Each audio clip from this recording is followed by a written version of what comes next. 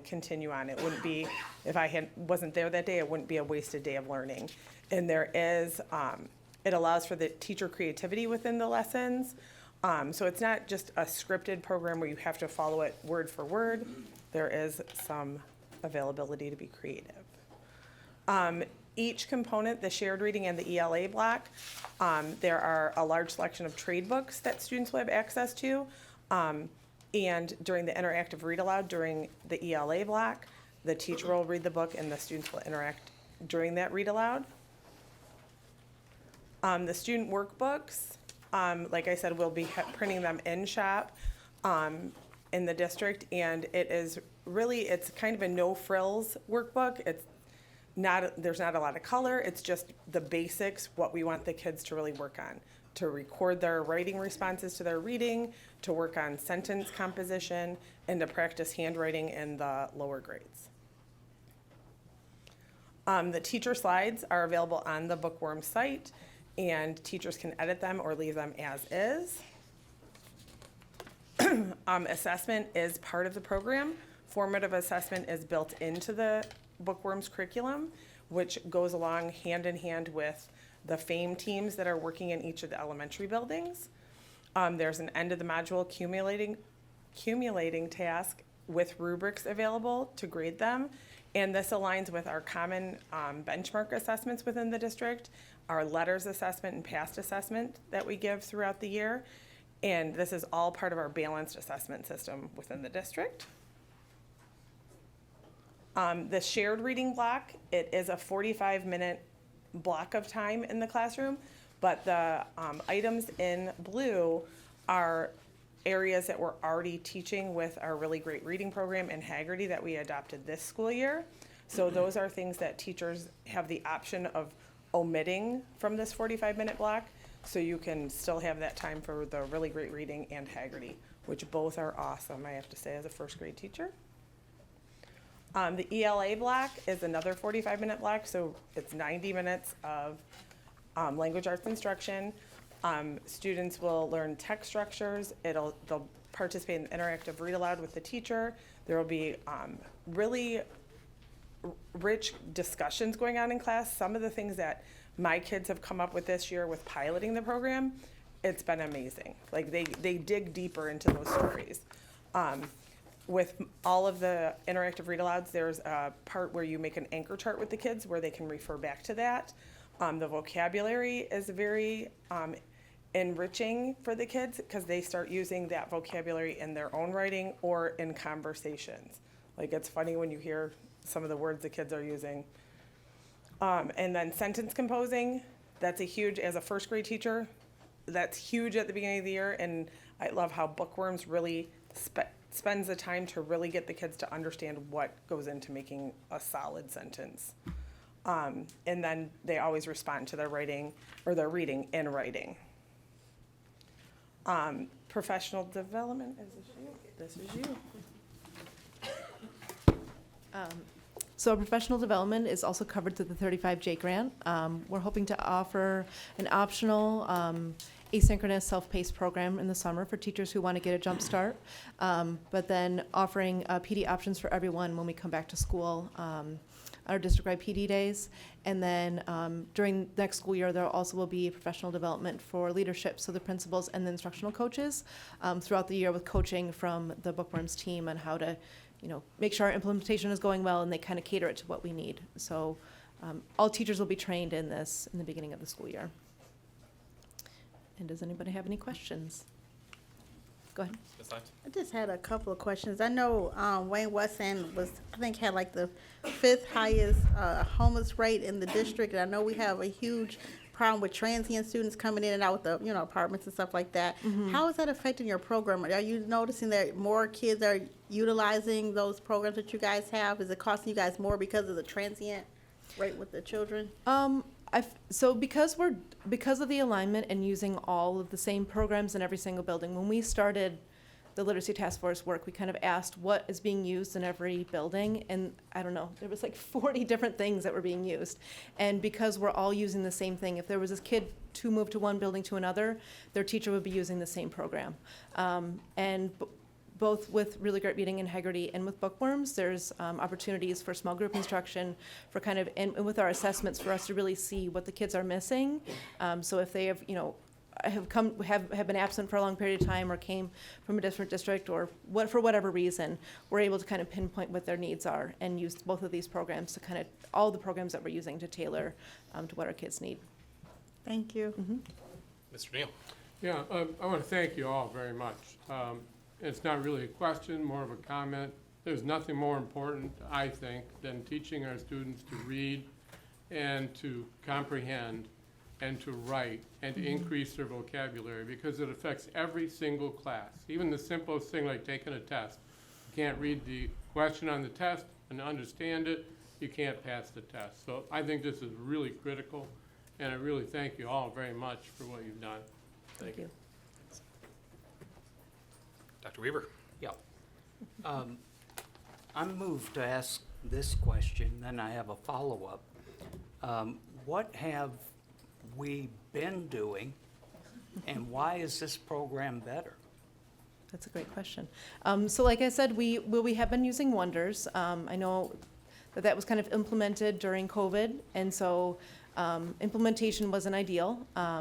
Teachers were using other literacy programs, and with the literacy alignment, we just wanted to make sure that every building, every grade is using the same thing. And this program, after looking at lots of different knowledge building programs, so this is a program that takes what we know is research-based. This program was created by Sharon Walpole, and she's a professor from the University of Delaware, I believe, and she has had a ton of research on this program. So there's evidence that we can see that the practices that are used in this program are research-based, they're effective, and so that was like a really big thing when looking at these programs, and also looking that it aligns to the science of reading.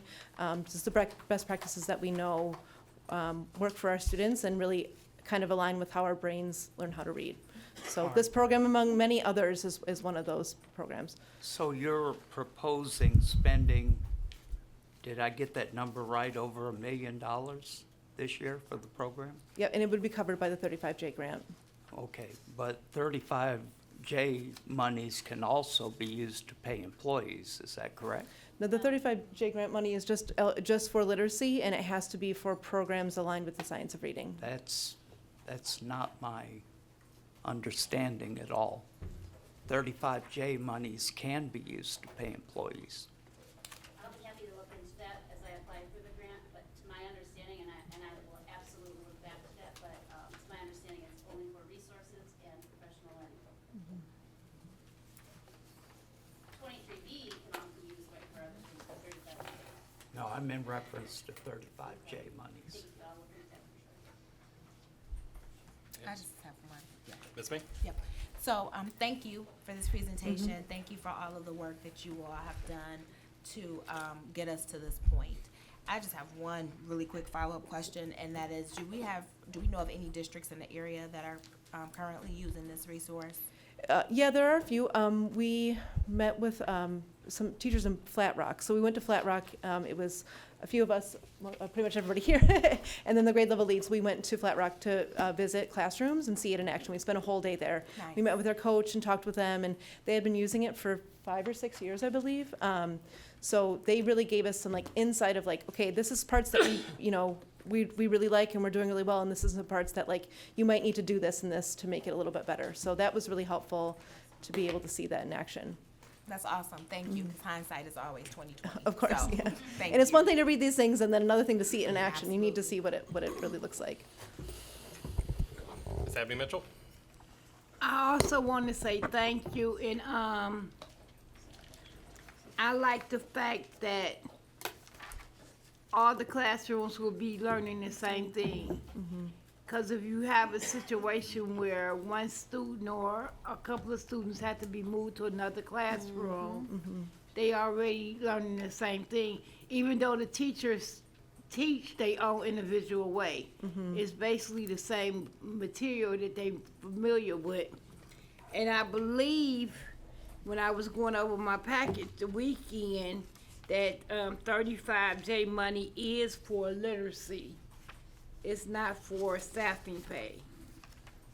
Unfortunately, I didn't bring that notebook with all my writing in it, but I did look up it on the internet over the weekend. So, so this slide that we have about the 35J grant, right here, this was copied from the website, about the Right. 35J To grant. improve literacy, yeah, that's what I read when I went over my packet. Can't pay LEA members, but it can Right. pay, like if coaches were, it's part of the grant, you have to have 100% of your staff, professionally developed in certain criteria when applying for it. It can pay coaches to do that, but it can't pay them as an LEA member. So it can pay additional funds towards professional learning and things like that, like if we were to pay our coaches to develop things over the summer. Or for example, if we stipend our teachers to do learning over the summer, it can pay for that, it can't pay salaries from that. Okay, any other questions? All right. Thank you. Thank you, all three of you very much for this. Thank you.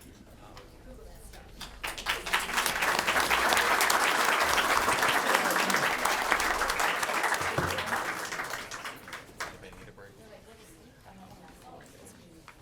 All right. It'll come later today. All right, the next item on the agenda is 307.24, citizens comment on agenda items. This is going to be for agenda items only. We have the papers. I will call people up based on if you've submitted forms. If you have not submitted a form, get it up to me right now. If I call your name and you don't and you are not wishing to speak about agenda items, let me know and I'll move on to the next name. We will be making sure to keep this to 3 minutes per presentation, per comment, 30 minutes total for this section. If you have multiple people in your group, we ask that you have one person speak for the entire group rather than having all 3 people speak. All right. I have an Eric Poll or Roll. Poll? Thank you, Eric. And is this specifically on an item on the agenda? On the choir, yes, the choir teacher. Is that on the agenda, though? Yeah, it has to be, this section has to be on an item that's on the current agenda. I'll come back to you for the next section. Yep. Lindsay and Julian Kazat.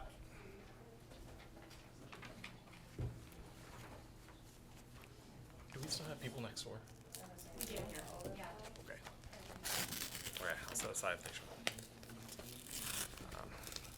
Next one I have is Tanya Karpinski. Right here.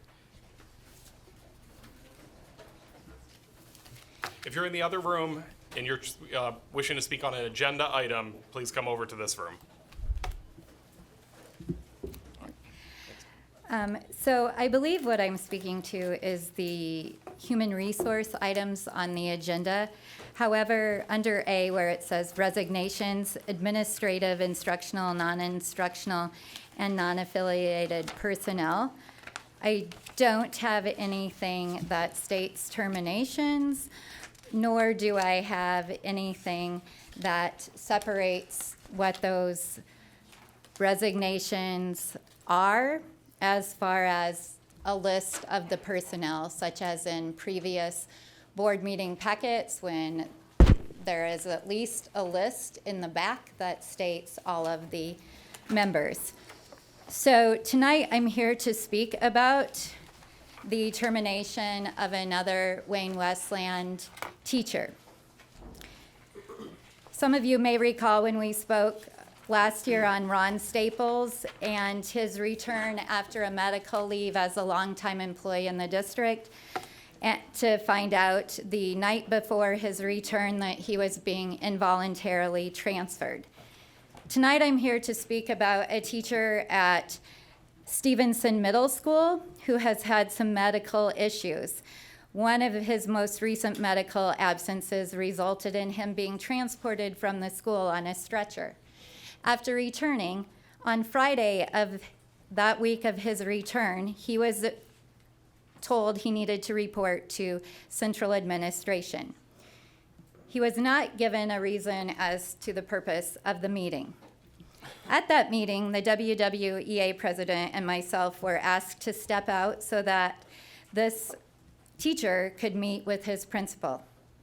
After a brief 5-minute meeting with his principal, he was handed a surprise evaluation that was completed that morning and was started the night before, where he was rated ineffective. The union was then brought in after that evaluation meeting, where Dr. O'Feely proceeded to read a termination letter to this teacher, which stated he was being terminated for his historic and current performance that was not up to Wayne Westland standards, and that because he was probationary, the teacher could terminate him for any reason. I had many questions for Dr. O'Feely, such as why they believed he was probationary when his anniversary date for receiving tenure had occurred on January 15th, which was his 5-year tenure status. I was not given an answer other than the district had worked with their attorney, and that is the calculations. I then asked for that information and what was being used that they met with their attorney on. When I was provided it, I was just handed a list of 5 years of that teacher's days and leave absences, but was not informed of what days were used to extend his probationary period. It's time. Thank you, Ms. Karpinski. Next, we have Melinda Harris.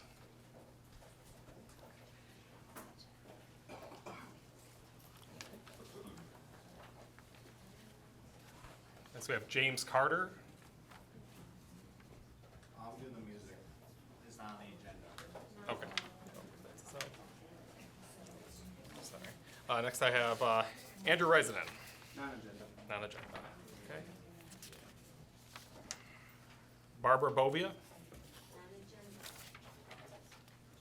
Michelle Palch.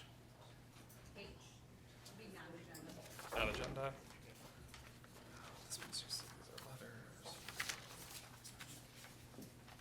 Casey Farmer.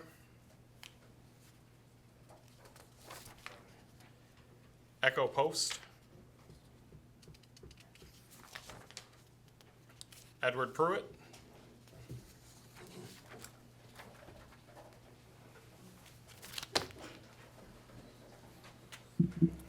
Hello, my name is Edward Pruitt, and I'm speaking on 3 items on the agenda.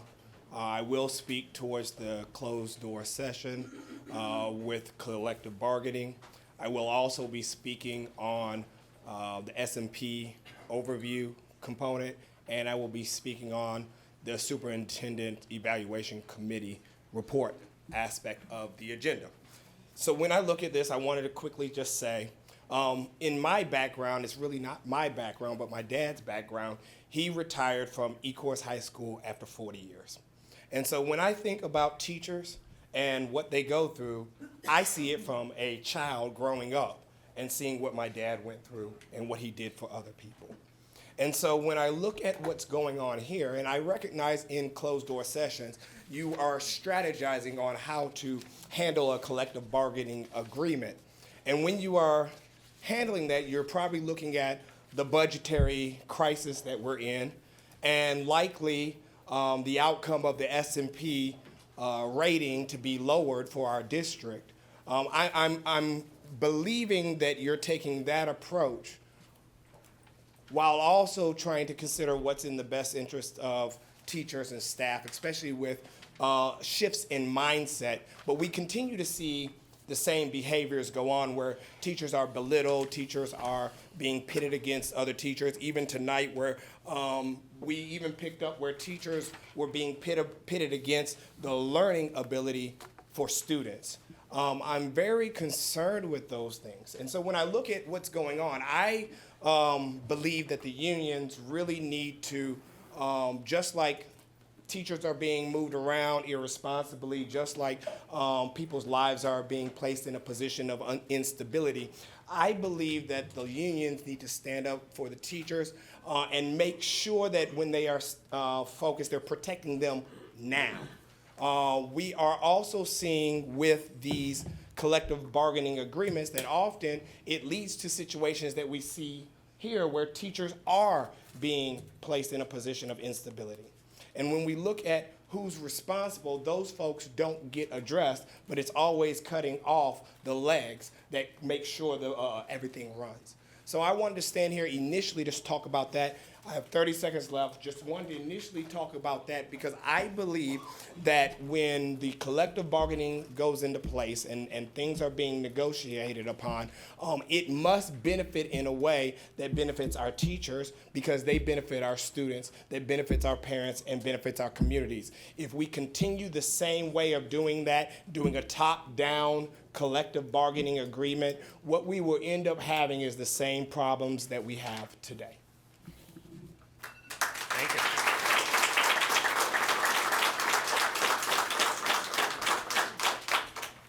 Next on here, we have Tracy Fan.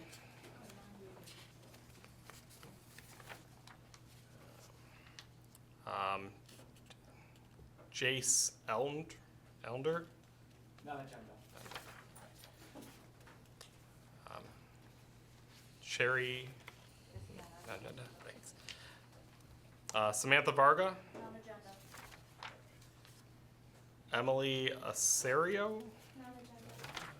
Jennifer Owens. Partially agenda, so am I allowed to speak? Is there a specific item you can tie it to? The budget issue.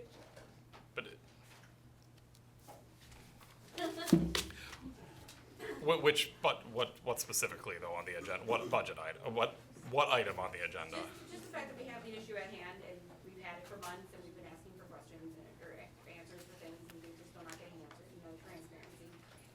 So it's a collective thing that I put together here tonight, so you can either push me to non-agenda or you can let me speak. I think since we don't have anything specifically on that on the agenda,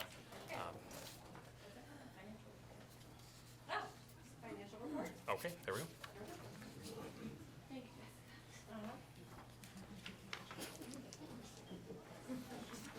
you.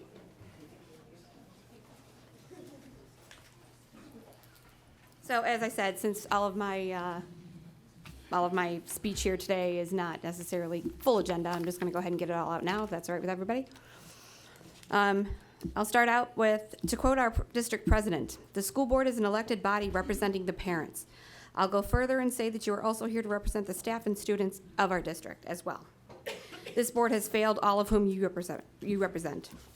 You are destroying our district at a record pace, disbanding it with terminations, staff and students leaving quickly, and will continue to leave because of the mismanagement of our district, and now with cutting classes and wanting to make our high schools basically a hybrid situation, which has so many flaws that it's embarrassing to even suggest it. I am embarrassed for, since he's not here and I can't point to him, our superintendent for thinking that that is a workable solution to the mess that he's made, along with other members of this district. Still no accountability for the disaster you created. I don't need to remind anyone who's guilty of it. To address the recent hybrid school that's proposed, this is an unbelievable act of ignorance on a level that I can't even wrap my head around. So many questions. Will transportation be reliable? Because before, that was a huge problem. Transportation wasn't reliable, so we needed to privatize it. But now all of a sudden it's being deemed as reliable. How much instructional time is going to actually be cut from these AP classes, these music classes and such that they're trying to move back and forth to different schools? By the time you get all of these kids out of one class, get them outside, loaded on a bus, drive in traffic over to Westland or Wayne, vice versa, whichever it may be, unload them, get them into the building, and then to whatever part of the building that class is held, you've wasted at least half of their educational time for that class. And to suggest that with music is an insult enough, but to do it with an AP class where these students already are doing a class at a level that is college level, and they need every minute they can get, is asinine. How will this be what's best for them? It's not. It's what's best for certain people of our board. Have you even given thought to the safety issues that you're combining two rival schools who can't even get along without heavy police presence at a football game? And now you want to put these two rival students in the same classrooms together. This cannot be allowed, period. Tonight, I'm officially asking on behalf of our community, staff, and our children that this board votes for an official investigation into Superintendent Dignan, just as we did for Shelley Holt in 2019. This is a just cause investigation, and I also request consideration of his immediate placement on administration leave following this investigation. Thank you.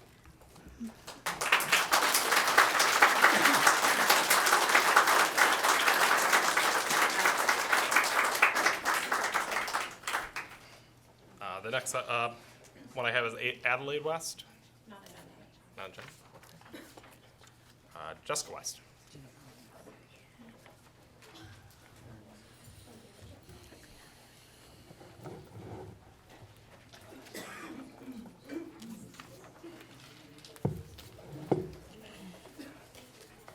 Good evening, Board.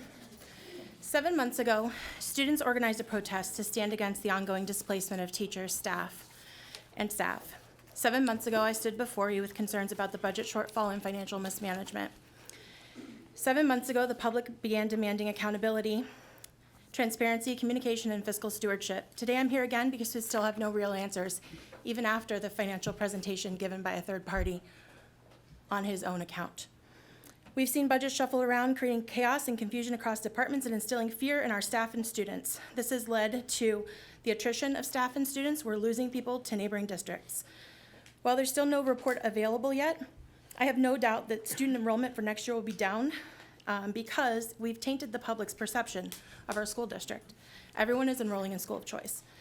We've witnessed chaos among this board with members engaging in screaming matches, verbally attacking each other, including verbally attacking staff, parents, and residents. There's even allegations of a board member attempting to physically attack another board member in a closed session. This dysfunction is unacceptable. Are we any better off after 7 months? Perhaps this meeting will reveal some information, though the presentation that we were just given just solidified all the information that we already knew. It doesn't give us a plan to move forward. We're still waiting for that. We have a Let's remember that Mr. Walsh can only report on the information provided by the school district if they choose to engage in that. And that information is evident that it's being withheld from certain board members, preventing them from doing their jobs effectively. The Finance Committee report and policy report, S&P Global overview, and forensic audit is on the agenda. Let's pay close attention to who's involved and whether they have access to the necessary information, or is our administration withholding that information from them? Did they get this information at 5:45 p.m.? Were they asked to pay over $1,400 in FOIAs to try and receive that information? I was. Lastly, we all witnessed the presentation on the first legacies of Wayne Wesleyan School. I'm a proud parent of one of those students, but I have mixed emotions. While my child has undoubtedly earned the right to be considered a legacy, it's troubling to celebrate this honor amidst the dysfunction plaguing our district. The very programs that shaped our children into leaders are being disrupted, dismantled, and for that, I'm appalled.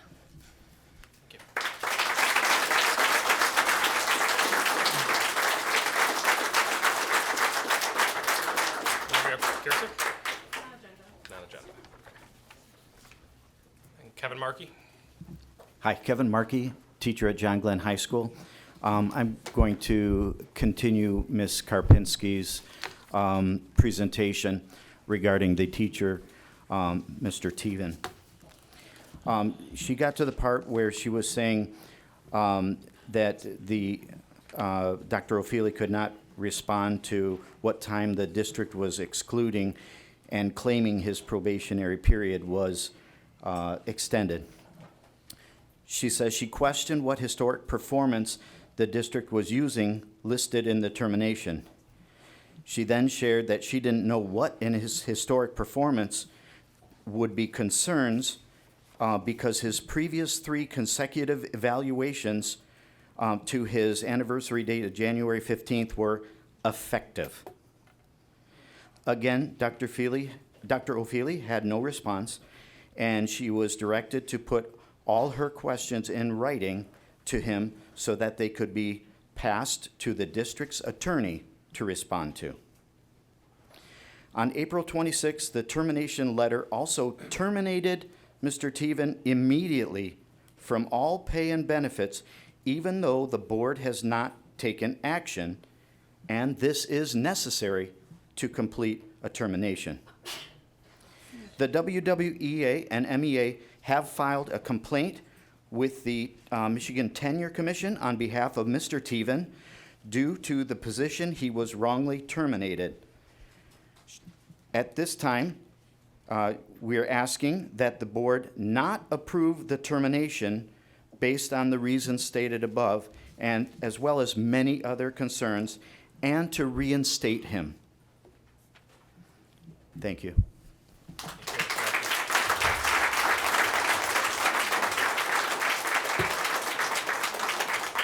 I just wanted to make a point of clarification just for an FYI on the agenda. Since over a minute of my time was used explaining the agenda item, because the agenda item that we get and the agenda that is posted online does not separate and list out, as I was stating, the human resources report with a list of names or employees. It also on the agenda just says human resource items, resignations. It doesn't say terminations. So that took up a good portion of my 3 minutes explaining that and why I needed Mr. Markey to complete it. Thank you. Thank you for that clarification.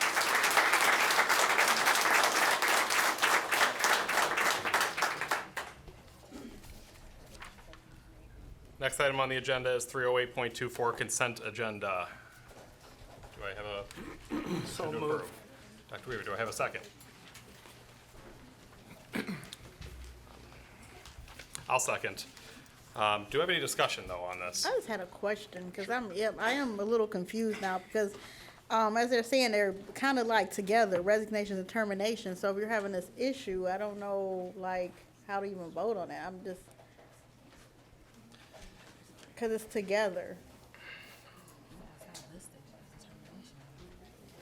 It's just under that same resignation / terminations at the same time. Right. And then placement, like, if we vote, does it mean, you know what I'm saying? Like, 'cause a lot of people are retiring, there's a lot going on, a lot of placements, and I don't want to do anything that's going to prevent the people from getting hired either. I don't know how that would work. You guys have any comment on that? I share that concern because the recommended motion is the board approve the consent agenda as presented. The consent agenda as presented states resignations. It does not state terminations. That is the concern I have with this consent agenda.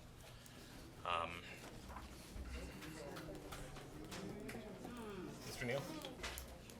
If there's no mention of termination, we're not voting on termination. That is how I would read it as well I if mean, we're voting. Yeah. Correct, So yes. You're voting on whatever's on. We're voting on what's on this page, and it does not mention termination. So that's not what's on that page, but then what's on the closed cover. Right, but that's not the consent agenda. That's a human resource item. That's, That's the awesome. consent agenda as presented is what's in the I hear agenda. what you're saying. I just want to be clear because Oh, I understand that's in human resource items, but I'm looking at the agenda, and the agenda, the consent agenda as presented does not say terminations. It's, right. I want to make sure we're clear because it does say human resource items, and then you have this one that's Right. titled human resource Sorry. items. but it, You know what I mean? right. Sorry, does that mean there are no terminations being approved tonight? As far as my understanding, as far as where the motion is on the page of the agenda, the items under human resource items we are voting on are resignations, placements. That's how I read the document in front of me. Okay. So do we? I want to ask a point of clarity because this is clarification and what I think I would like to do. But we already have a motion on the floor, so we have to make a decision on that motion. But then I would like to make a separate motion where we say I would like to make a motion that we do not vote on terminations this evening because we don't have what we need in front of us. Does that make sense? Could I? Yes. Dr. Weaver? On this page, That's what I'm it saying. does say resignations and terminations. Sure. Right here. That's what I'm talking about. But But where it it doesn't says say what we're here. voting on, it doesn't. So And that's why I want to be clear on it. that's the, Oh, that's a fine here. it is a fine hair, but, you know, the official record is the agenda here.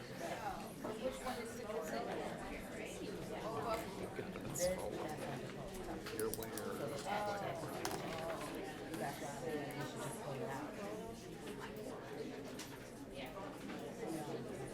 Do you have any other comment on this? Well, based on what we know from our meeting, then there Oh, is a person's we're name not- on here. We're not allowed to speak about what we're doing in the meeting, though. Well, my point is that it's very obvious under the heading of resignations and terminations, that there is a termination included here. Sure. So when I said it's not on here, I was wrong. It says resignations, terminations, and there is a termination here. Sure. And I do understand your point on that, but when I read it as human resource items, you look at human resource items, and then under human resource items, we're voting on resignations and placements. It doesn't specify that we're voting on human resource items, it specifies we're voting on these two items, which may have been an error on the agenda, but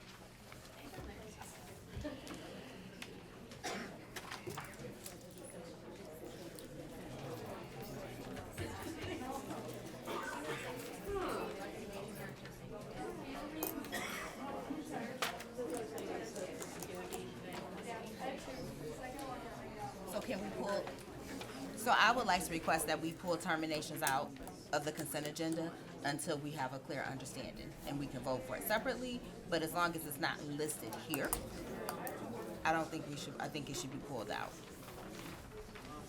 We have a motion and a second, we have to vote on first. Right, I Right, said that so- initially. So you'd like us to vote on the consent agenda first and then have another vote? Then you'd like to introduce a motion after that? So the vote would be yes. Yes, Right. not saying That's- yes, that my vote, but yes. Just want to So we clarify have to that's get what that we would one do here, taken then out if she first. wants to remove terminations from, we would have to vote first on the motion in front of us and then have a motion. Yeah, I guess so. And then have I a- mean, she could amend the motion. If you want it- Right, would you like to amend the motion? Sure. So I would Then you like vote to, on the amendment, Right. then you vote on the original. Right. he confused me, but I'm sorry. So basically, I'd like to amend the motion that we we pull out of the consent agenda determinations. Because they're not really on the consent agenda.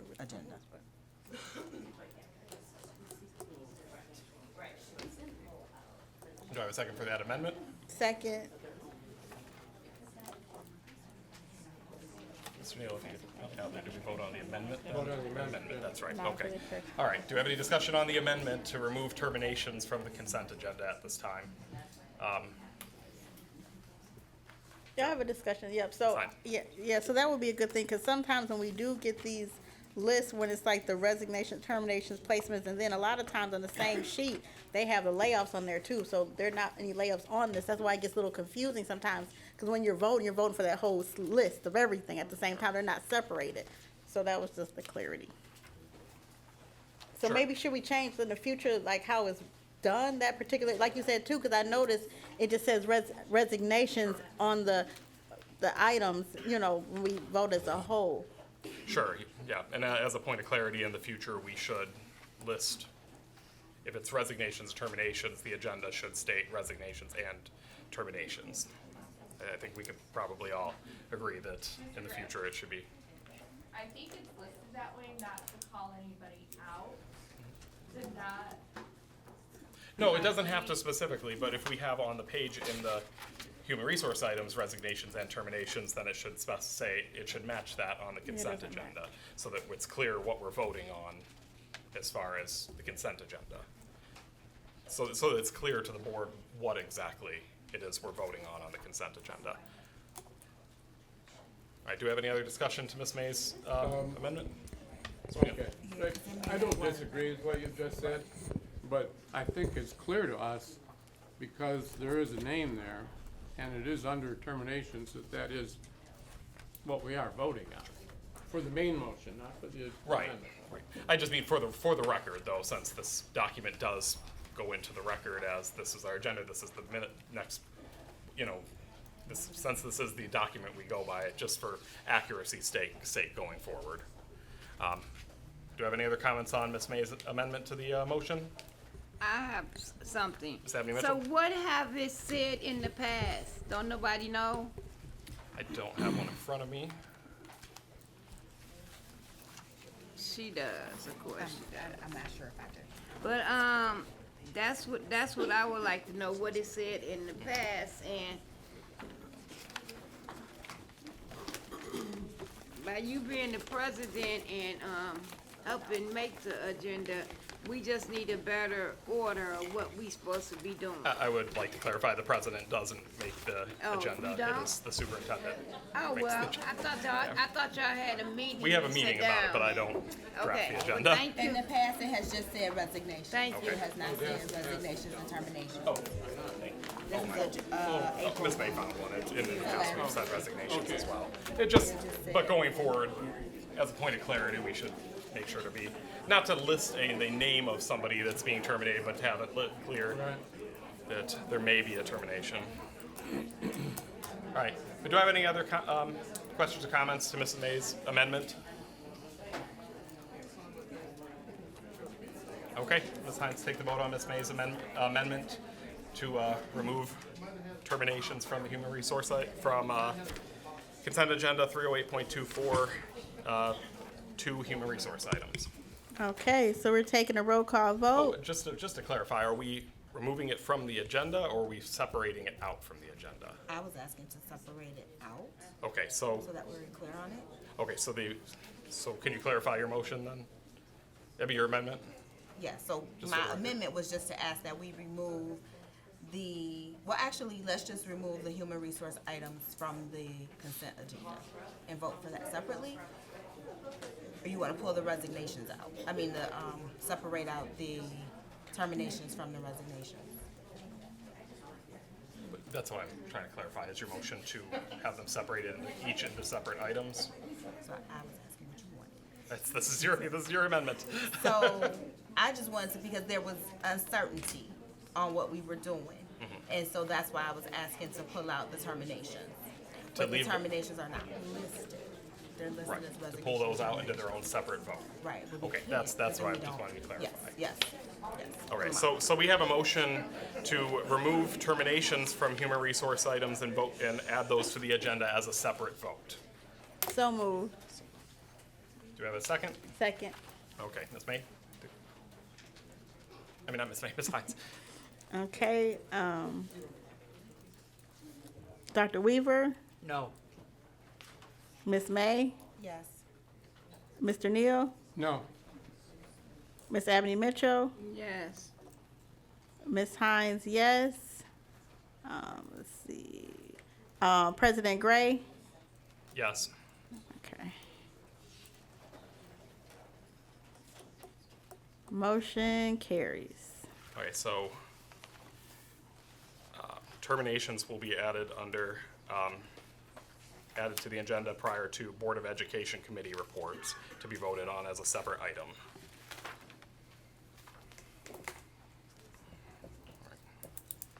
Okay, now that that's been separated out, do we have a motion to vote on the consent agenda as presented with that item separated out? So moved.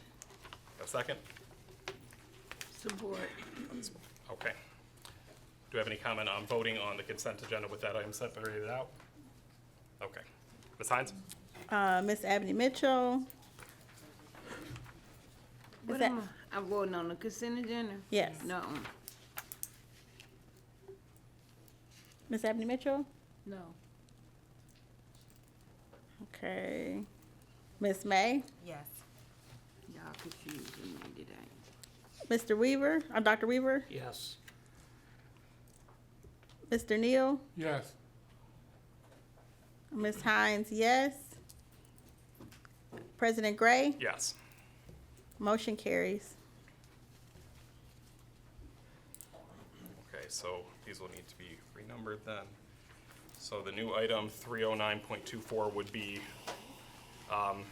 for human resource items terminations. Do I have a motion to approve the terminations on human resource item? So moved. Do I have support? 30924 Support. education. Do we have any comment on this?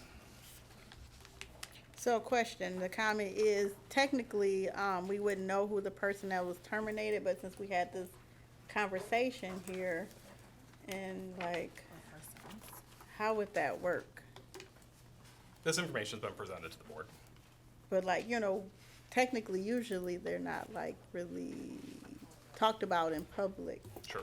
And that's why we're not talking about that, we're talking about the item itself. Yeah, so You can't- there's there are things you cannot say, yes. Yeah, so technically, if we like vote yes on it, then we're voting on a termination.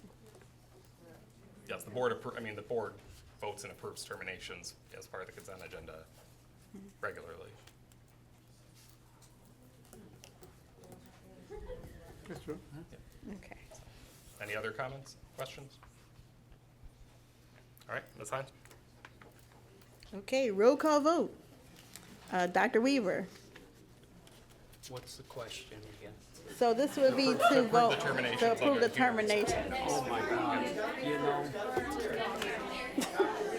I'm sorry, you know, Let him clarify. We're with you. No. We're confused. Like, is the termination part of the agenda, or is it the termination you're voting? The termination line was added. Yes, it was separated out into a separate item on the my agenda. answer is They voted on yes. consent, now they're voting on the termination. Right, correct. Yes. Okay, Ms. May, No. Mr. Neal, Yes. Ms. Abney Mitchell, No.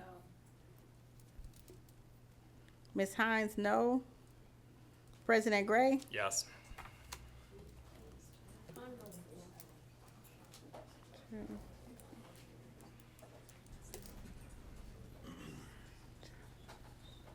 can I get everybody? Weaver, May, Gray, Neal.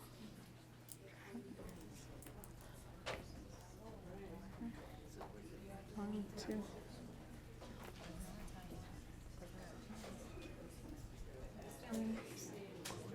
So, 3 said no, We need a majority to carry. 2 said yes. Yeah, so the vote fails, so it fails. Okay, motion fails.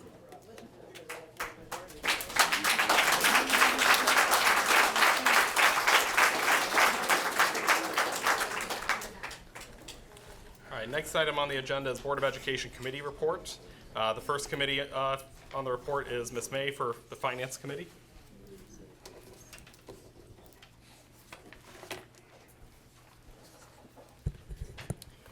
The Finance Committee meeting of the Board of Trustees of Wayne Westland Community Schools met on Thursday, May 9th, 2024, beginning at 5 p.m. Ms. May, Mrs. Abney Mitchell, and Mr. Gray were present. Mrs. Breaux and Mrs. Schultz shared a short presentation requesting to purchase bookworms for the 24-25 school year using the 35J Literacy Grant. The presentation and request will come before the entire board. Mrs. Polakevich requested to purchase books to support the Summer Lit bus using ESSER funds.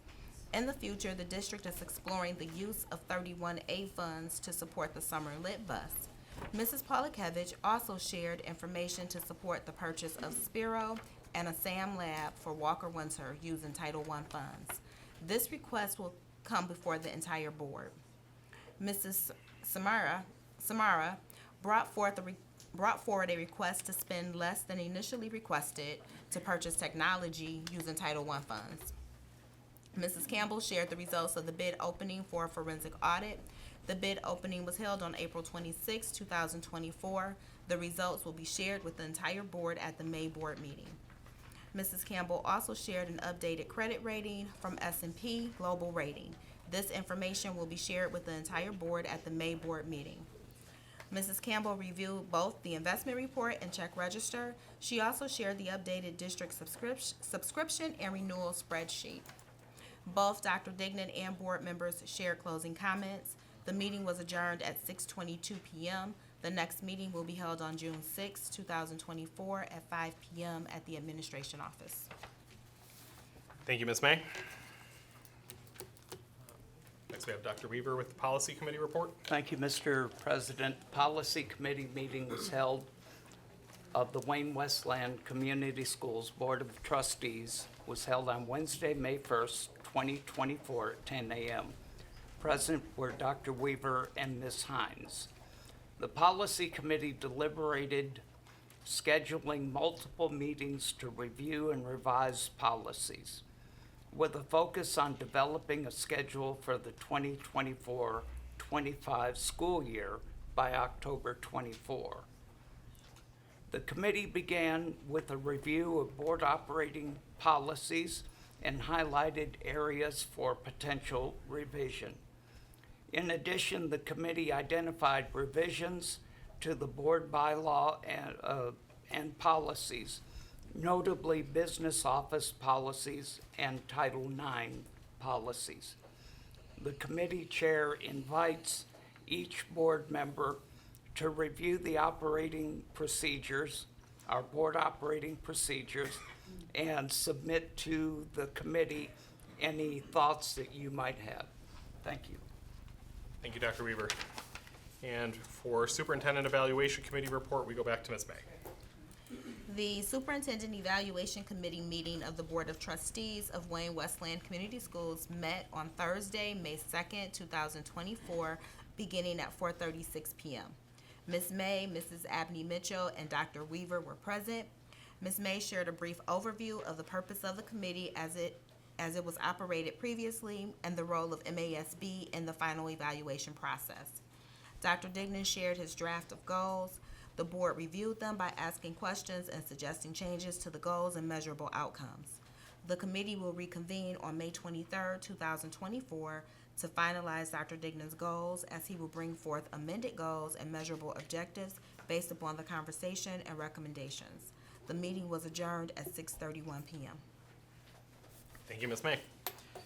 Next item on the agenda would now be 311.24, review and approval of business, service, and finance. Ms. Campbell? Thank you. The first item I have for the board is informational. As directed by the Board of Education, Wayne Westland Community Schools published a formal request for proposals for forensic audit services. 7 firms submitted proposals, and of those 7, 4 were ineligible for consideration due to missing criteria as set forth in the RFP. The 3 eligible firms submitted estimates as follows. Anshin, out of New York, New York, submitted a base bid of $581,700. Raymond, out of Troy, Michigan, submitted a base bid of $759,500 for the first 3,150 hours, but change orders for any necessary additional time would be billed separately. And UHY Advisors out of Farmington Hills, Michigan, submitted their proposal with no total base bid, but based on the cost of the staff enclosed in their proposal that would work on the forensic audit and their 16-week timeline, that calculation comes out to $1,292,800. Thank you.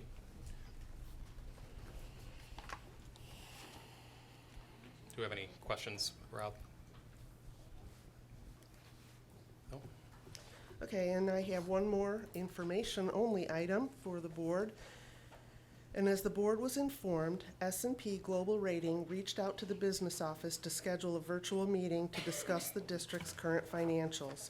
That meeting took place on January 18th and was a question and answer format. The S&P representative asked questions and we answered. The board was then informed of the call in a weekly informational email from Dr. Dignan as a review of activity items going on in the district. On the afternoon of May 1st, S&P sent an email with a rating letter and report attached. And the letter stated that S&P Global Ratings was downgrading its rating for Wayne Westland Community School District from AA to A-. For context, S&P Global Ratings assigns ratings between AAA through D. The decrease for WWCSD from AA to A- is considered negative because it's a downgrade in rating due to the material change to the district's financial position. Do you have any other comments on that? I have a comment, because I'm part of the finance committee, and she said that we sat down. Unless I missed the meeting, I wasn't there. Who did, you said the finance committee? That consists of you, Miss May, me. In regards to the S&P, Yes. I think I said finance committee. No, I talked about the district's financial position. I didn't speak to the finance committee meeting. But when you just said about the S&P Global Rating, you said that the finance committee sat down with them. No, I didn't say that. No, that's what you just said. I said, for context, the S&P Global Rating assigns ratings between AAA through D. The decrease for WWCSD from AA to A- is considered negative because it's a downgrade in rating due to the material change in the district's financial position. All right, no, but I'm just saying, at the beginning, you said that they sat down with the finance committee. No, Is I that said. what, did I hear that wrong? I said think you did. S&P Global Rating reached out to the business office to schedule a virtual meeting to discuss the district's current financials. I didn't speak to a finance committee meeting. Oh, I could've sworn that you said they sat down with the, maybe I'm here, No. maybe I've been too many meetings today. I'm sorry. Do you want? Nobody else heard that? Kim, Do you want and you my- be listening. Let's try. Do you want No. that? That's what I I read. look at the video. Okay, Maybe I just heard something, that's all. okay. I just had one question. I ain't saying nothing else tonight. So, we have those bond initiatives. Is that gonna be a negative effect on our bonds and those proposals that we're trying to put out?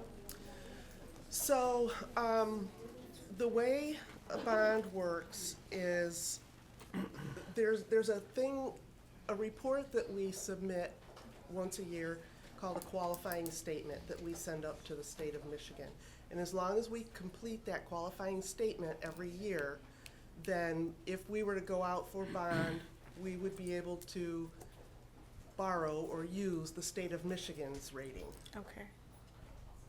And we do that qualifying statement, so that would apply to us. And is ours higher than the state of Michigan? Because we've had been really good with our finances for over the years, just as recent. Can you? So repeat is the our question? bond, is our rating higher than the state of Michigan? Like, what is theirs? Not I sure. don't know offhand. I imagine that the state of Michigan is probably AAA or AA. Okay, okay. More to put it in context, I went to a board meeting for our liability insurance company last week, and they talked about how they only partner with strong insurance providers, and they do partner with A- Okay. companies. So it's not that not that we have a bad credit rating, but whenever you have a downgrade, they call it negative because it goes down rather Right. than up. It doesn't mean that we have terrible credit. It just means that we had a downgrade. Okay, thank you so much, You're Ms. welcome. Julie. I have a question. And first, I do want to clarify, yes, the current rating we have is not considered a bad rating by any means. But I want to clarify what you're saying about going from stable to negative. Where are you drawing that from? Meaning that's what it means? I researched it on S&P's website. I understand that, but at the finance committee meeting, we were given a full document of the whole rundown of everything, Yes. and there were 2 entire pages on there explaining why we went from stable to negative. Yes. And they gave a number of reasons. They gave that there's a high chance that we would be downgraded again in the next 3 years. They gave that there's instability. They gave all sorts of these reasons. Right. So, I'm not trying to attack you with this, but I feel like you're oversimplifying, saying that it's because we went down. They gave a whole lot of other reasons of why Well, it's those are considered reasons negative. why our status was downgraded. No, 100%, it that's specifically says negative. It specifically says in that document. Right, and when that I saw negative that, means these things. I did a thorough investigation of S&P's website, and they state in the website that anytime a rating Okay, drops, I understand you it's did your classified own as a research on this, negative. but I want to ask, were there 2 pages in there where they explained why we were rated negative? Are you asking me if there were 2 pages? Yes. Yeah, yes. Did I those said- 2 pages say that? No. So why are you telling the board here what you found on their website rather than what S&P told us our rating was negative because of? Because I have an issue with that. I anticipate questions coming from the Board of Education when I deliver information, and so I try to be proactive and do research in anticipation of what those questions might be. But why are you not giving any of the reasons that S&P said we were negative? Because you have it in your packet. But you're presenting here in a public forum to the community that the community now believes that's what it was, rather than the 2 pages that S&P informed us it was. Everything I present to the board, I don't read in detail everything that went into it. I give you a synopsis because you have the information. I'm reporting to you. But you are reporting to us in a public forum here, I and am. the information you just presented was not full and accurate, because S&P I gave us think- 2 pages of reasons why we were negative, and what you just stated was not any of those. I didn't list the reasons because I never do that when I present to you. You have the letter in front of you, so did you want me to read their letter? I don't understand why you're Because accusing me of they did not say that being we were negative deceitful? because they downgraded us. They said we were negative because They there was a greater downgraded than us average for chance those that we will be downgraded again in the future. correct. That is the reason they gave for why we were negative, not because we were downgraded this time. So what you're stating contradicts what they told us we were downgraded for. I don't, respectfully, I don't think it contradicts.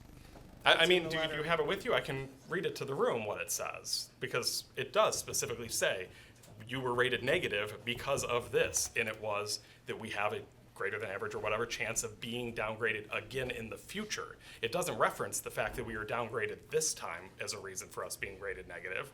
It says that we are rated negative because of their anticipation of the future, not what happened this time. It specifically lays that out in the documents that S&P provided us. Okay.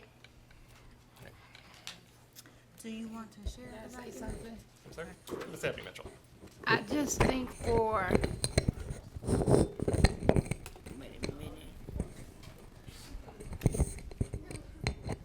I just think for full transparency, in the future, when we get a letter and we refer to what the letter said, we should refer to what's in the letter and not what's on the website, because that will help us with, even though as a finance committee person, I have the letter, but we are out here publicly now, and we owe it to them, our shareholders, our students, our teachers, to be totally transparent with them. I understand that. But we appreciate what you do, Julie, and everything, but just like you got the letter, I got the letter, Ms. May got the letter, and Mr. Gray got the letter. Everyone Right. on the So board we got could the have, letter. he could read it now. And to it the, says negative, and I did feel like the term negative was a little bit misleading because an A- is not necessarily a negative credit score. So I chose to do some research, and on their website, they define what they mean by negative, and that's what I presented to you, because I didn't want you to think that A- was a negative score. In clarification, as a Science. board member, even though we're all individual people, we're all seen as the board. Right. So a lot of times in the community, we get questions asked all the time about certain things, and a lot of things aren't being transparent. So we try to be transparent, but if we don't have the information, it makes it difficult as a board member. I get so tired of being lumped into the board is terrible, and it's not the whole board. So when it comes to like information and being transparent, that's why we're in the situation now with this deficit. It's frustrating me. I've been on the board 10 years, and I've never seen it this terrible ever. With the staff, the students, I feel terrible for my students, like they're suffering. And it's like a lot of lack of transparency. And we have to get it together because again, we need to pass this Henley bond, and we're gonna lose $500,000 a year. The community does not trust us anymore due to lack of transparency. So it's not personal attacks, but I'm getting tired of being attacked as a board member as a whole because of other people's actions. So we need to be transparent for people to trust us. And that's the situation we're dealing with, because I live in this community. I'm going to the grocery store. You find that money? I didn't mess up the money, and I'm getting tired of being blamed for it, and I can't even explain it. And Mr. Walsh did an amazing job explaining something I haven't been able to explain for 7 months. Right. Do we have any other, Mr. Neal? Let's see, how can I word this? Transparency is an often used word. We don't really know exactly what it means. Everyone sort of adopts what they want to make out of that word. For instance, the Finance Committee goes over a lot of detailed reports, but you don't hear any of them. You just hear the gist of what the committee does. Our finance person gave us the essential information, which is common. It's not hiding anything. It's shown that we've been downgraded. It's not like there's something hidden, and it's not unusual for us not to have all the details, much like when we have staff situations. We may just say what happened and how we're going to handle it, but we don't go through all the reports that came in and so on and so forth. It's not hiding anything. Our finance department is not hiding anything. And every one of us got exactly what you're talking about. Yeah, we know. And if you want to read it, of course you can read it, but the idea is our meetings are not set up to read every detail of every report that we get. You can read it if you wish, but the idea is to transmit information for everyone, and if they need more information, well, then you give it to them. So, I'm sorry. Yes, ma'am. What I would just like to share is that during the Finance Committee meeting, the request was made that the information be shared with the public in full detail. And that request wasn't made to you, Julie, it was made to our superintendent, who unfortunately is not here this evening, and that kind of fell on you, I'm assuming, I don't know. But that was the request that was made for the full transparency. There was a full conversation around this S&P Global Rating and what needed to be presented to the board for the public. And so that is where I believe Mr. Gray is standing and saying, hey, this information you're not sharing the full information. And that's what was requested. So I just wanted to clarify that point. Stephanie Mitchell? I just want to say, sometimes I have a difficult expressing what I'm saying.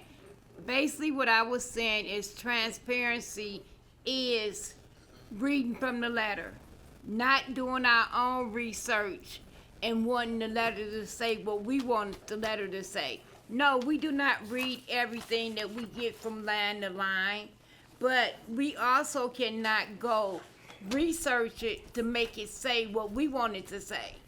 If it say negative, it say negative. Be honest about that.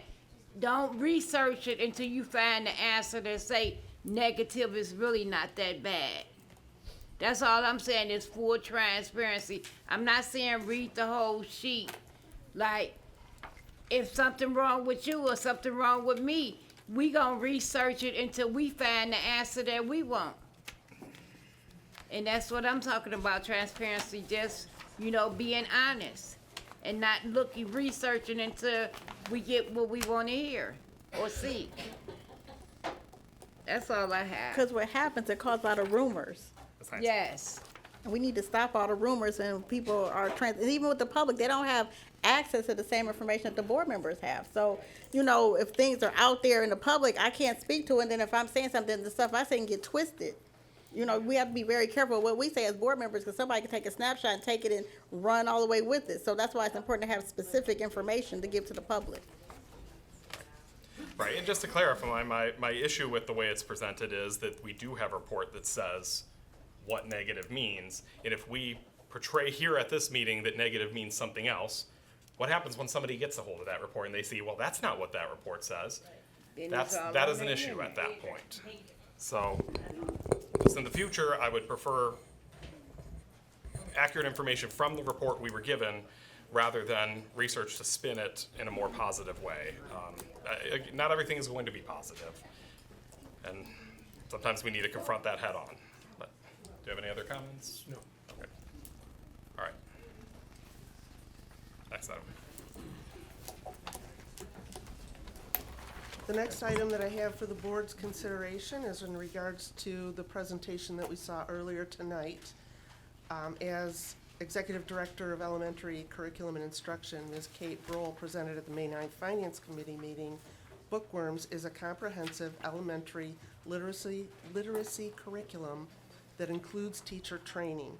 The first-year cost of implementation is approximately $1,056,040. The district will save future costs by using our own print shop to make student copies from original workbooks. The agreement then renews annually through the 29-30 school year for the cost of our print shop to create student workbooks, or approximately $39,720 per year. I recommend that the Board of Education approve the purchase of Bookworms materials and professional development, teacher stipends, and print costs not to exceed $1,056,040 for fiscal year '25. These costs will be fully covered by the Section 35J restricted funds. Do I have a motion on this? So moved. Do I have support? Support. I have a statement of purpose. Dr. Weaver. 35J funds, according to the revised school code number 380.1281A, says that 35J monies are to be used for school safety and security equipment and security training programs. Using 35J funds can also be used in certain circumstances to pay employees. Unless someone can change my mind, I will have to vote no on this. I have it pulled up right here on the state of Michigan. I'm sorry. Sorry. Do we have any other comments? Ms. May? Yes. So, Dr. Weaver, I believe what you just read from is actually 31AA. 35J. 35J is the literacy grant. And it can't be used for salaries. It can only be used to purchase the literacy materials and professional development. I just wrote it. I just wrote the grant. I just wrote the grant for PCCS. No. But 31AA is a security grant, the one that you just read. Right, but 35J money can also be used for that, and it's specifically for it. Not security, it's a literacy grant. Yeah, okay. Do we have any other comments, questions? No, we can't be passing phones around up here. Do I have any other comments or questions? All right. Ms. Hines? Roll call vote. Yep. All right, we got Miss Abby Mitchell. Yes. Ms. Hines, yes. Dr. Weaver, No. Mr. Neal, Yes. Miss May, Yes. President Gray. Yes. Motion carries. All right.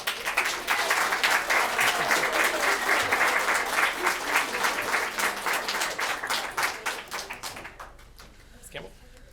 The next item I have for the board's consideration is in regards to the summer lit bus books. As Executive Director of High School Curriculum and Instruction, Ms. Kimberly Polakevich presented at the May 9th Finance Committee meeting, our literacy bus provides students with books, literacy materials, games, and activities during the summer months. Quotes were obtained from 3 vendors, Scholastic, BookSource, and Follett. All quotes listed below were reviewed for pricing as well as quality of materials, and Scholastic was determined by far to be the best overall value. The Scholastic books quote was for 8,159 books for $27,053.90. BookSource was for 4,065 books for $26,969.51. And Follett was 2,820 books for $26,787.10. I recommend that the Board of Education approve the purchase of 8,159 books from Scholastic in an amount not to exceed $27,053.90. This purchase will be covered by approved ESSER III funds, and it meets the qualification of those funds by addressing learning loss. Do I have a motion? Support? Support. Oh, do I have a motion? Motion to support. And a second. Do we have any questions, comments? Comment, I think this is a good idea. We do have a learning loss over the summertime, and with our literacy task force and encouraging reading with the children and the buses in the summertime, it gives the kids something to do. And I think they still have those free lunch programs as well, so a lot of times they incorporate those, you know, together with the free lunch, the book, the buses and stuff like that. So I think it is, you know, it's a really good idea, because even though we're in a budget crunch, we still have to make sure we're taking care of our kids and they're getting the educational tools and sources that they need to be successful. And reading in the summer will help, you know, the next year when they're back in the classroom, so I definitely support this idea. Ms. Abney Mitchell? I just want to say that I asked more questions about this program. And so they do have a summer schedule to go to several elementary schools, and they have activities that's set up. They be at the school for a couple of hours, and people come out and set up at vendor tables and everything. So they not only able to get books for that day, they able to stand outside and do activities. So I think it's a nice positive program for the summer. Any other comments? All right, Ms. Hines, roll call. Mr. Neal? Yes. Ms. Hines, yes. Ms. Abney Mitchell? Yes. Dr. Weaver? Yes. Ms. May? Yes. President Gray? Yes. Motion carries. Ms. Campbell? The next item I have for the board's consideration is in regards to Sam Labs coding kits and professional development. As Executive Director of High School Curriculum and Instruction, Ms. Kimberly Polakevich, in partnership with Walker Winter Elementary Principal, Ms. Kristen Bricky, presented at the May 9th Finance Committee meeting, Sam Labs coding kits are equipment that's used to ensure that the K-5 students at Walker Winter have access to the coding materials and supplies necessary to learn foundational skills to be proficient coders. The SAM Lab kits cost $26,984, and for an additional $2,500, the purchase also includes professional development for teachers that will enable them to effectively guide students through the learning process. No comparative quotes are available due to the fact that SAM Labs is a sole source provider of these kits. I recommend that the Board of Education approve the purchase of SAM Labs coding kits and professional development for $29,484 that will be paid for with Walker Winter Elementary's pre-approved Title I grant funds. Do you have a motion? Motion support. Yep, I motion that we support that. Support. All right. Any comments? Okay, Ms. Hines, roll call. Ms. Hines, yes. Ms. May? Yes. Dr. Weaver? Yes. Mr. Neal? Yes. Ms. Abney Mitchell? Yes. President Gray? Yes. Motion carries. The next item that I have for the board's consideration is in regards to Sphero kits and professional development. As Executive Director of High School Curriculum and Instruction, Ms.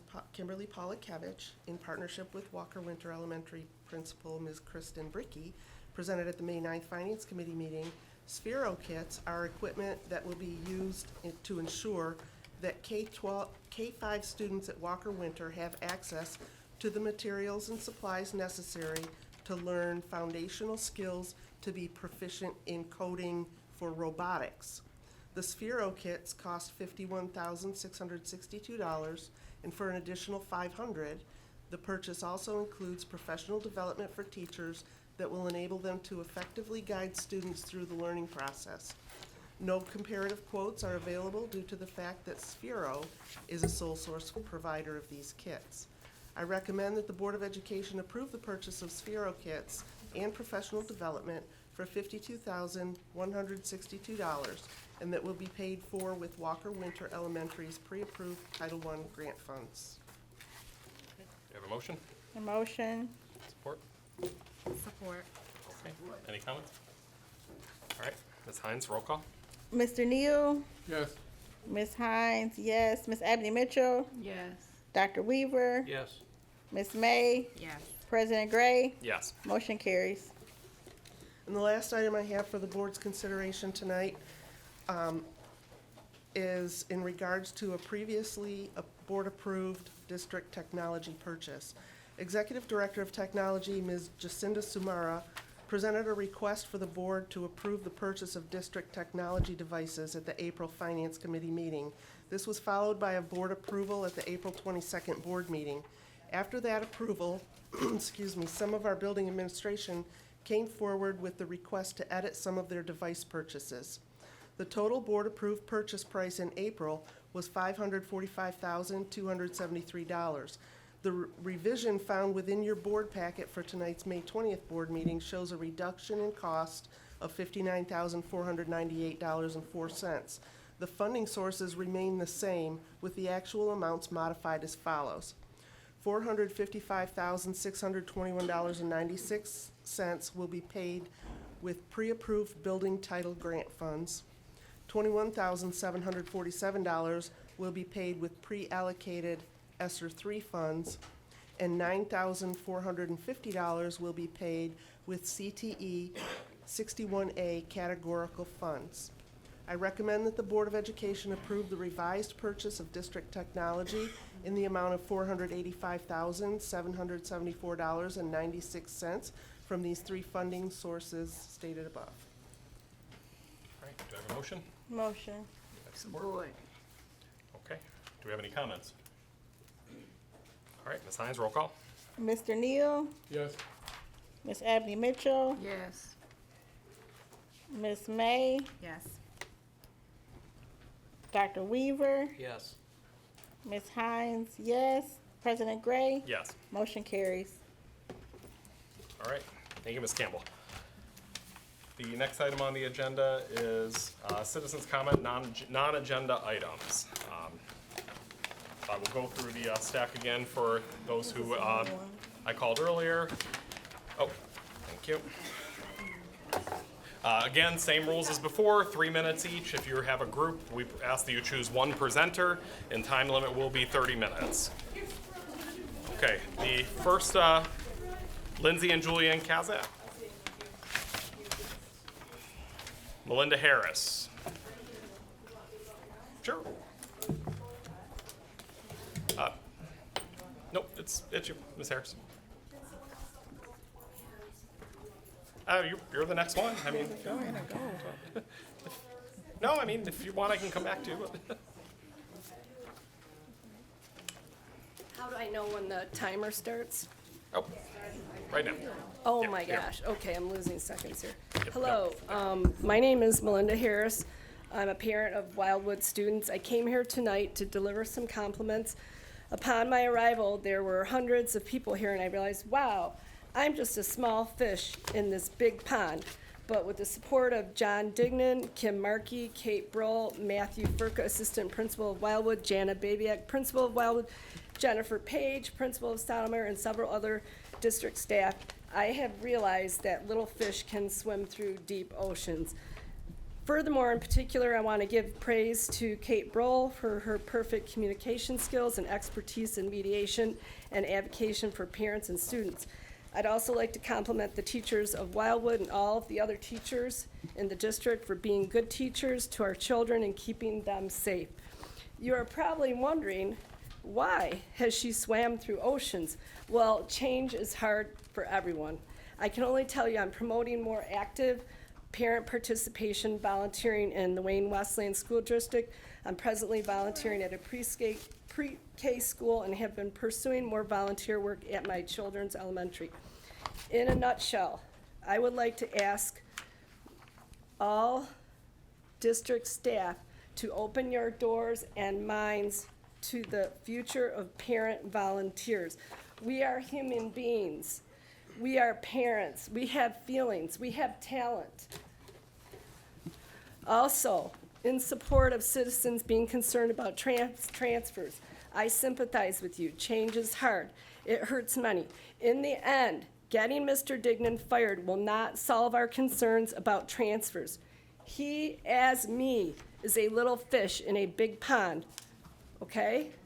So on a closing note, and I'm trying to get all this in because I don't want to lose my minutes. I think I have plenty of time. I would also like to change the subject and give Ms. Swanson praise and admiration for the excellent job she did at Wildwood during COVID without an assistant principal. Ms. Swanson will be an asset to the district wherever she goes. Ms. Swanson's dedication to our district, parents, and community, holding 3 district positions in 1 year, including transfers, shows courage and strength of a great leader. Last but not least, my words come from my heart. No one can take the words from my heart. There are angels in disguise among your presence. That's it. Thank you. Next, I have Tracy Fan.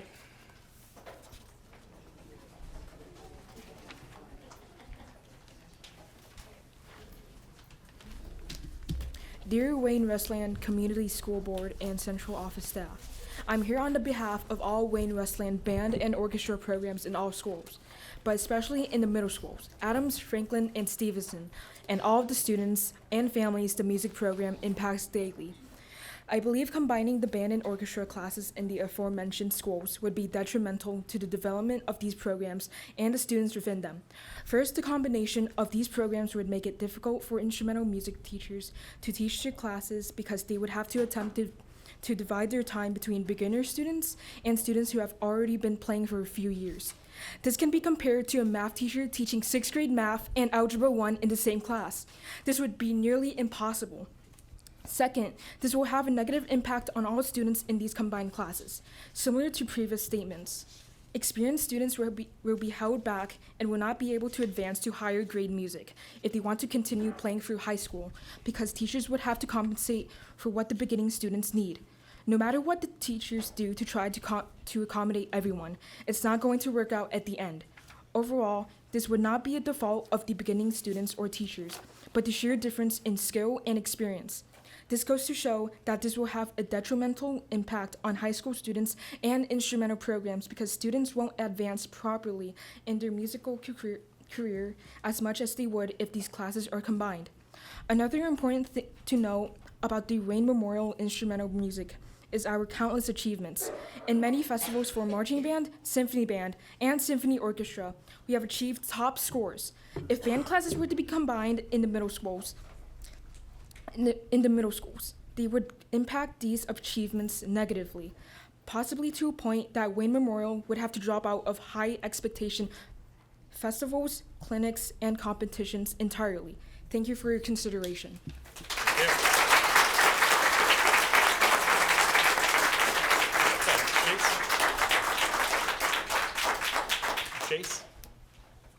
Jason? And what's the last name? Elmore. Okay. Sorry, my handwriting's atrocious. Mine's not much better. It's okay. So piggybacking off of that, it's also been mentioned that oh my gosh, band and orchestra teachers will be teaching choir at the middle schools. And while I know that their degrees technically say they should be able to teach that, just because that is the case doesn't necessarily mean they're qualified. Wow, words. Mr. Green, for example, has that same degree, but he has very minimal violin experience. And so he would not be qualified to teach an orchestra class. And he acknowledges this himself. On the topic of Mr. Green, he has changed my life in unimaginable ways. He has completely changed the trajectory of my career goals and my paths. And now he is being, no offense to elementary teachers, relegated to teaching elementary choir when his capabilities far surpass that. Honestly, it's disrespectful, and I know these are decisions that I don't want to say directly to anybody that here, but it's disrespectful that he is being disrespected like this. And I say this not to come after you, Ms. Mitchell. I noticed something you said, and I don't want to feel like I'm being personally attacking on you. You said you were worrying about your shareholders and your students. Yes, sir. And I am sorry to nitpick you. I know this is pedantic, but you've put shareholders first. And I think that is an issue here, is we are in the business of business and not in the business of education.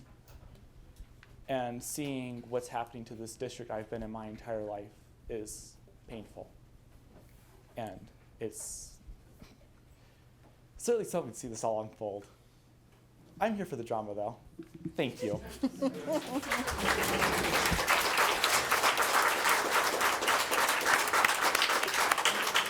Sherry? I do.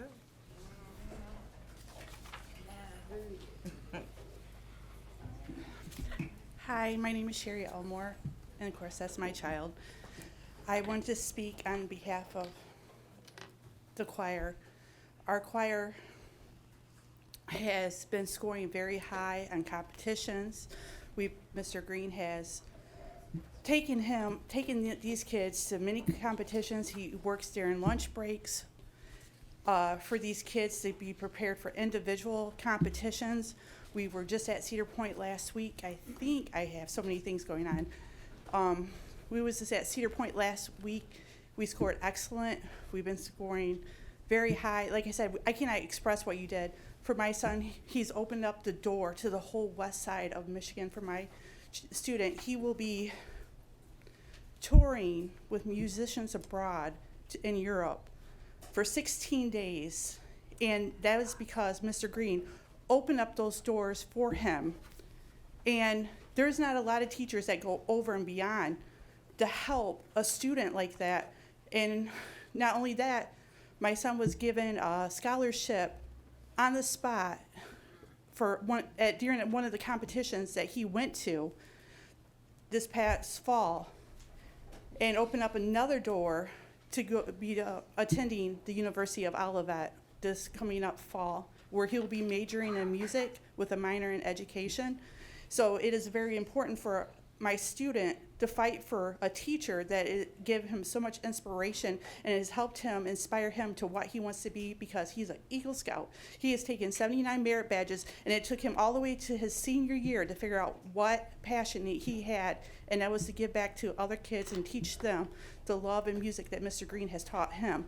To take away Mr. Green's job, well, not take away his job, but to demote him from being a high school teacher to an elementary school teacher is a slap in the face, because you are preventing him from opening up the doors for other high school seniors that could be doing more and great intelligent things in life, like he's given my son the opportunity to do in his life. It just breaks my heart to see a person that goes over and beyond. It's like a slap in the face, really, to take that away from this teacher that has opened up this door.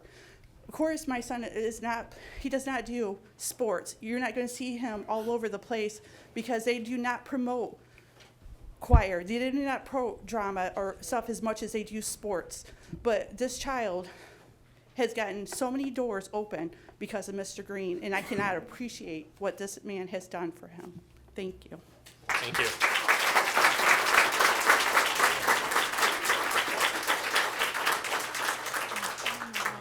I have an Emily. And Emily, what's the last name? Asensio. Okay, Asensio. Good evening. My name is Emily Asensio, and I am a sophomore at Wayne Memorial High School.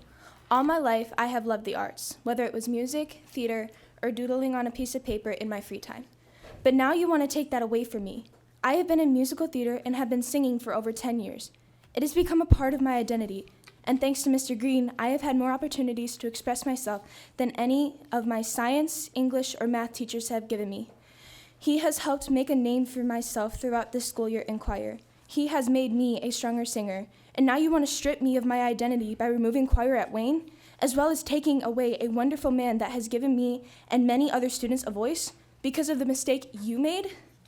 Furthermore, students who attend Wayne and want to take AP Bio, for example, have to move to John Glenn, as well as a Glenn student who'd want to take another AP class offered at Wayne will have to transfer to Wayne, occupying 15 minutes of our class time at our designated school to bus to the other, as well as making 60-plus kids fight for a spot in a class. I not only fear for my ability to catch up in the 15 minutes I miss, but my safety if we need an increase in hallway monitors at schools because of these changes. As students, we need a certain amount of credits to graduate in time. However, we will not graduate in 4 years if it means we have to miss out on a credit to transfer to a new school, unless you're going to make riding to a bus a school credit. You're so worried about money and getting kids to graduate on time, you're not focused